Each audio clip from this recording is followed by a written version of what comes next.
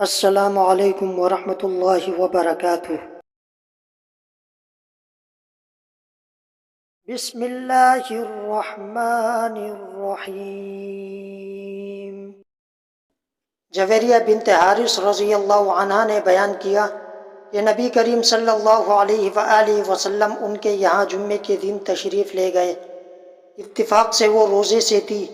آن حضرت صلی اللہ علیہ وآلہ وسلم نے اس پر دریافت فرمایا، کیا کل کے دن بھی تو نے روزہ رکھا تھا؟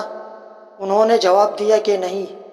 پھر آپ صلی اللہ علیہ وآلہ وسلم نے دریافت فرمایا، کیا آئندہ کل روزہ رکھنے کا ارادہ ہے؟ جواب دیا کہ نہیں۔ آپ صلی اللہ علیہ وآلہ وسلم نے فرمایا کہ پھر روزہ توڑ دو۔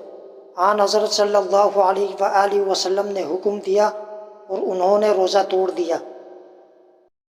حضرت ابو ہریرہ رضی اللہ تعالیٰ عنہ نے بیان کیا کہ میں نے نبی کریم صلی اللہ علیہ وآلہ وسلم سے سنا، آپ صلی اللہ علیہ وآلہ وسلم نے فرمایا کہ کوئی بھی شخص جمعے کے دن اس وقت تک روزہ نہ رکھے جب تک اس سے ایک دن پہلے یا اس کے ایک دن بعد روزہ نہ رکھتا ہو۔